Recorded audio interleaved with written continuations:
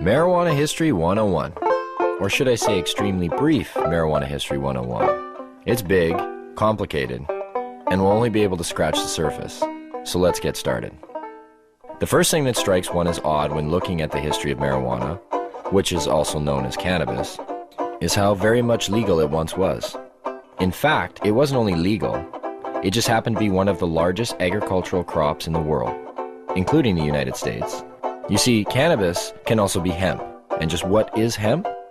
Well, it's by and large the most robust, durable, natural soft fiber on the face of this planet. Up until 1883, and for thousands of years before, cannabis hemp was the largest agricultural crop in the world. It had thousands of uses and products. The majority of fabric, lighting oil, medicines, paper, and fiber came from hemp. The first marijuana law to exist in the United States was a law ordering farmers to grow hemp. Benjamin Franklin used it to start one of America's first paper mills. The first two copies of the Declaration of Independence were written on cannabis hemp paper. Up until the 1800s, most of the textiles in the United States were made with hemp. 50% of medicine marketed in the last half of the 19th century was made from cannabis. Even Queen Victoria used the resin extracts from cannabis to alleviate her menstrual cramps. But the funny thing about industrial hemp was you couldn't get high from it. Yet, it was lumped in with the following, which also made little sense. Reefer madness. In the early 20th century, yellow journalism had surfaced. Articles depicted blacks and Mexicans as frenzied beasts who would smoke marijuana, play devil's music, and heap disrespect and viciousness on the readership, a majority of which happened to be white. Some offenses included looking at a white woman twice, laughing at a white person, or even stepping on white men's shadows. And this ended up leading to a law in the form of a tax stamp. A tax stamp that would not only include marijuana, but also hemp and cannabis medicines. It speculated that hemp's potential for an abundance of new products was going to be in direct competition with other sources. And this, added to the reefer madness, led to the eventual downfall of all forms of cannabis. Popular Mechanics magazine had actually prepared an article entitled New Billion-Dollar Crop. Hemp was touted as being able to produce more than 5,000 textile products from its thread-like fiber and more than 25,000 products from its cellulose, ranging from dynamite to cellophane. Its superiority as a source for paper was also becoming known, especially with the development of hemp processing equipment. Now, the new Marijuana Tax Act was all fine and dandy, except for one thing. If you wanted to grow hemp, you needed to buy a stamp, but they weren't giving any out to anybody. And so, in effect, all forms of cannabis became illegal. Things pretty much stayed that way until World War II, when the government decided that hemp once again was a good thing and produced a video, Hemp for Victory. But by the time the war was over, hemp again became bad. And in 1948, when the marijuana law once again came into question, Congress recognized that marijuana was made illegal for the wrong reason. It didn't make people violent at all. It made them pacifists. The communists would use it to weaken America's will to fight. Congress now voted to keep marijuana illegal for the exact opposite reason they had outlawed it in the first place. And all through the years, report after report, commissioned by everybody, from the mayor of New York to the president of the United States, has come back with the view that marijuana should have no criminal penalty attached to it. Yet, marijuana remains as illegal today as it did nearly 70 years ago.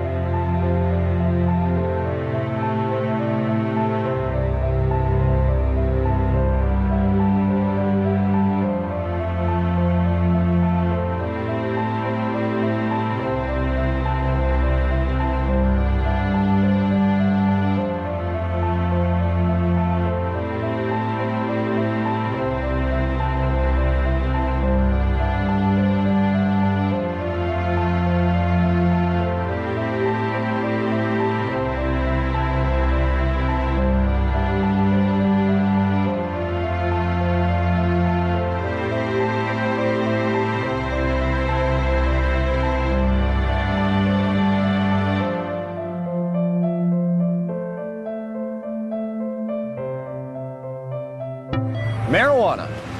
It's become big business. A multi-billion-dollar business, both in Canada and the United States. But why has it become such a big business? Here in British Columbia alone, it's speculated that the illegal BC marijuana trade brings in upwards of $7 billion annually. And up to 85% of that product heads south to the United States. Having become an international issue, when do the lines blur? How does a massive underground market like this survive while remaining illegal? Why is marijuana illegal in the first place? And if prohibition is meant to protect us, I guess the most obvious question is, does the prohibition work?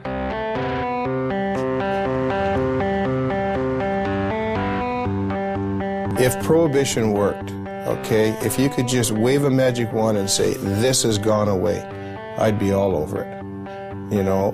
But the fact of the matter is that prohibition has never worked. You know, we've been here before. You remember the first prohibition, right? Which was? Prohibition of alcohol. No, I'm talking about the first prohibition. Thou shalt not partake of the fruit of the tree of knowledge. And who was the big cop? And how many people did he have to watch? 2. What are the goals of this prohibition? I assume the goals of prohibition are to reduce the amount of drugs available and to reduce the demand for those drugs. In both instances, cannabis prohibition's an utter failure. Has the prohibition stopped people from using marijuana? You get a phone call that says, I'm from the federal government. I want to know whether you've been using cocaine or marijuana recently. Presumably you might be getting a little bit of an underestimate. In 1937, there were estimated to be 55,000 marijuana users. And now there are estimated to be more than 50 million of them. That's a 100,000% increase. Seems to be quite a few of them. Yes, I'm afraid there are. Whether the drug is criminalized or decriminalized does not affect the rates of smoking of cannabis, either uptake or of discontinuation. So what are the dangers of using marijuana? I don't know. I don't know. Gives you like a rapid heartbeat. Smoker's cough. I'm sure it has some effect on your brain function, memory. I don't know, is there something unhealthy about moving slowly? It's not good for you. You're not fully conscientious of what you're doing. Thicken some membranes in your brain or something. Well, it's been science. I guess I'm being told it's been scientifically proven that marijuana kills your brain cells. That's the one I remember. Marijuana kills brain cells. I thought the same thing. You know, I didn't start smoking pot until about 5 years ago. I thought pot made you stupid. You know, I bought into it just as much as anybody did. I realized when I was like 30 years old that I was tricked. I was like, you gotta be fucking kidding me. 1974, the Heath-Tulin study. Ronald Reagan announces, the most reliable scientific sources say permanent brain damage is one of the inevitable results of the use of marijuana. Monkeys pumped full of marijuana, apparently 30 joints a day, had begun to atrophy and die after 90 days. Brain damage was determined after counting the dead brain cells of both monkeys who had been subjected to the marijuana and ones who had not. This study became the foundation of the government, and other special interest groups claim that marijuana kills brain cells. Here's what they didn't tell you. After 6 years of requests, how the study was conducted was finally revealed.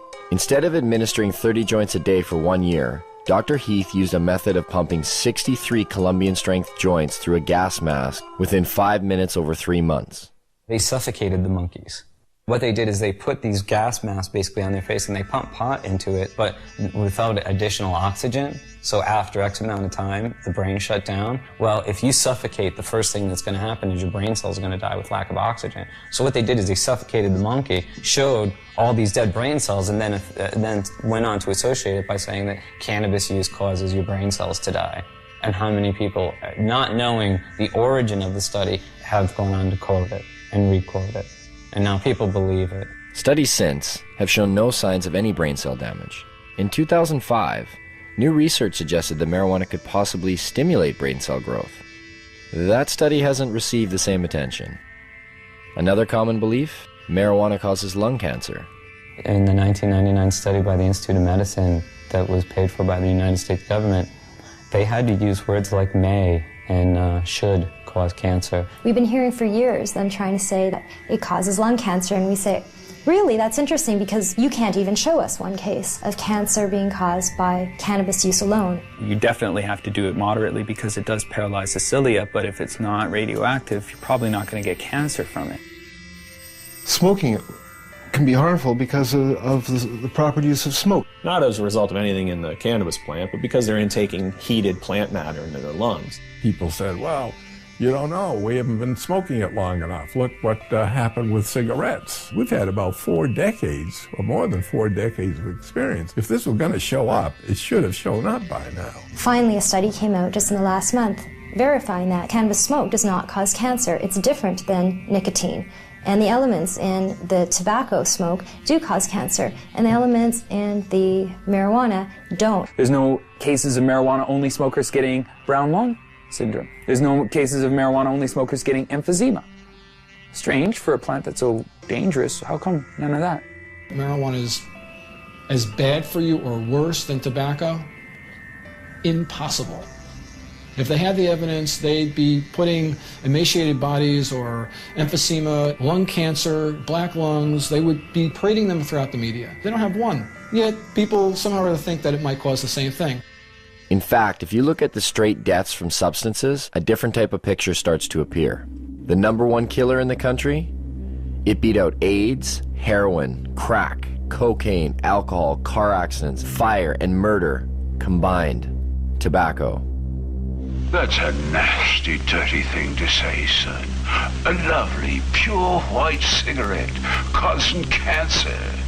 It gets me right here. With an average of 430,000 deaths per year, considering it's a #1 killer, it's interesting to know that tobacco receives government subsidies and is grown with radioactive fertilizer.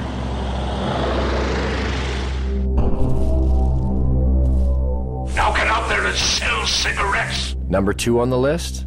If we don't include poor diet and physical inactivity, with well over 85,000 deaths a year, alcohol. As we look much further down the list, there are others that may surprise you. Caffeine comes in with 1 to 10,000 deaths a year. And some of our most popular pain relievers, non-steroidal anti-inflammatory drugs such as aspirin, still make an appearance with over 7,500 deaths annually. Where does marijuana lie in this? What kind of staggering number do we find? I don't know. 50,000? 250,000? 300,000? For marijuana, I'd probably say then 80,000. I would say it would be hundreds of billions. Get ready for it. Here it comes.